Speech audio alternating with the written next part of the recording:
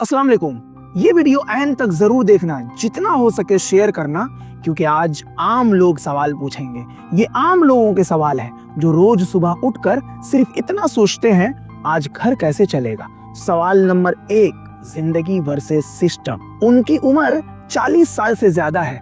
वो पहले भी वोट देते थे, 2025 तक वोट देते आ रहे थे, लेकिन जब SIR का फॉर्म भरने गए तो उन्हें बोला गया 2002 की लिस्ट में आपका नाम नहीं है। वो 2002 में भी परेशान हुए थे, आज 2026 में भी परेशान हो रहे हैं। अब मैं क्या करूं?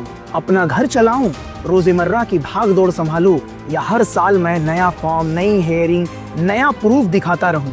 महंगाई आसमान छू रही है, मैं रोज कुआं खोदता हूं और पानी पीता हूं। इस भाग दौड़ में घर कैसे चलाऊं? भूखे रहे हम और हमारी फैमिली।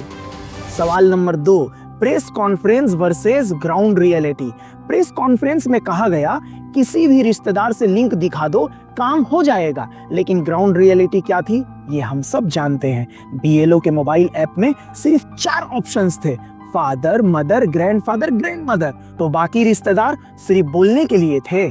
सवाल नंबर 3, हंसने वाली सच्चाई। चलो मान लिया ये 4 ऑप्शंस सेफ थे, लेकिन ग्राउंड पर क्या हो रहा है? जिसने माँ बाप, दादा दादी या नाना नानी का नाम दिया, उनका भी हेयरिंग हुआ है। ये हंसने वाली बात है या रोने वाली सच्चाई?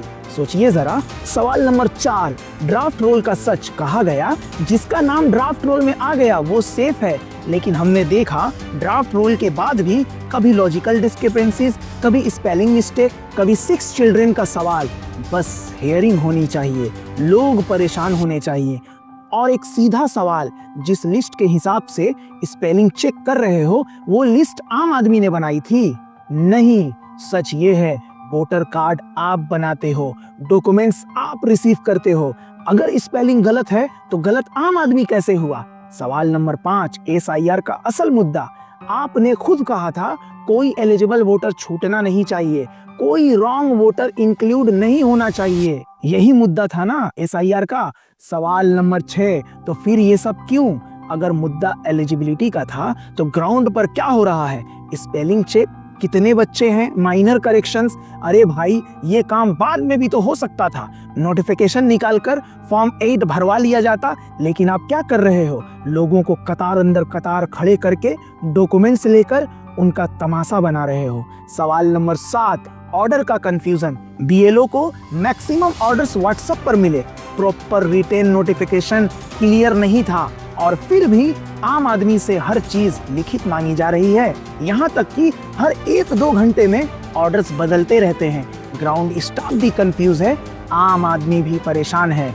सवाल नंबर 8, 10th सर्टिफिकेट के जगह एडमिट कार्ड ना लेना बहुत कुछ बता देता है इंटेंशन के बारे में।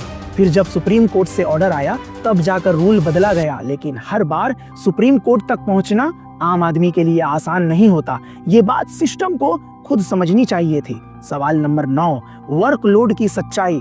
वर्कलोड इतना बढ़ा दिया गया कि खुद अपने प्रेस नोट के खिलाफ डेडलाइन एक्सटेंड करनी पड़ी 1 सप्ताह के लिए, लेकिन आज भी BLO, AERO, ERO ये समझ नहीं पा रहे हैं कि उन पर कितना प्रेशर डाला गया है। सवाल नंबर 10, BLO की जिंदगी। BLO की जिंदगी को एक तमाशा बना दिया गया है। जैसे पहले मदारी मोहल्ले में आता था और भीड़ लग जाती थी, वैसे ही उन्हें अपनी उंगलियों पर नचाया गया है। ना रिस्पेक्ट, ना मेंटल पीस, ना स्टेबिलिटी। सवाल नंबर 11, टीचर्स और बच्चों का फ्यूचर। मैक्सिमम BLO टीचर्स हैं। क्या किसी ने सोचा अगर 3-4 महीने टीचर स्कूल में नहीं होंगे, बच्चों को कौन पढ़ाएगा? स्कूल का सिस्टम कैसे चलेगा? जो साल बिना पढ़ाई के निकल जाएगा उसका इम्पैक्ट पूरी जिंदगी पर पड़ेगा। सवाल नंबर 12, हेयरिंग की दूरी। वोट अपने इलाके में हो सकता है, लेकिन हेयरिंग के लिए 3-4 किलोमीटर दूर जाना पड़ता है। सवाल सिंपल है, किराया कौन देगा? काम छोड़ने का नुकसान कौन भरेगा? काम सिस्टम का, खर्चा आम आदमी का। वाह रे भाई वाह।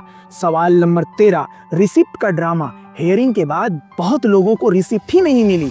बाद में एक धुंधला सा कागज पकड़ा दिया गया, वो भी सुप्रीम कोर्ट के ऑर्डर के बाद। न क्लियर डिटेल्स, न गारंटी, न भरोसा।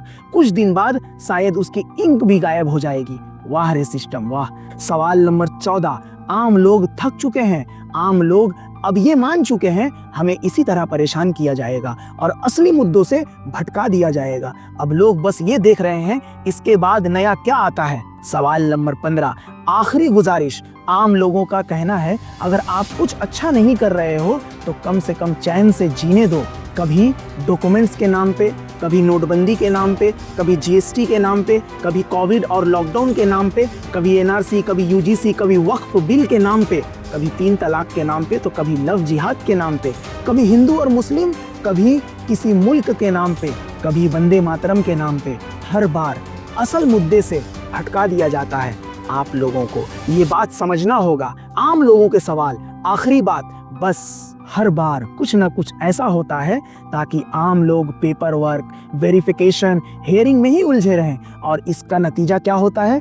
जब लोग परेशान रहते हैं तो जो असल मेन मुद्दा है उन पर बात ही नहीं होती। महंगाई, बेरोजगारी, hospitals, school and colleges, roads and drainage, नदी और दरिया की सफाई, jobs, law and orders, mob lynching, voter list की ट्रांसपेरेंसी और सबसे बड़ा डर वोट कटने या काट देने का। और जैसे ही लगता है अब शायद सब थोड़ा ठीक होने वाला है, तभी अचानक कोई बम ब्लास्ट, कोई रेप केस, कोई बड़ा नेशनल इशू और पूरे देश का ध्यान और मीडिया का रुझान, मोदी मीडिया का रुझान असल सवालों से हटकर उसी एक इशू पर मोड़ दिया जाता है।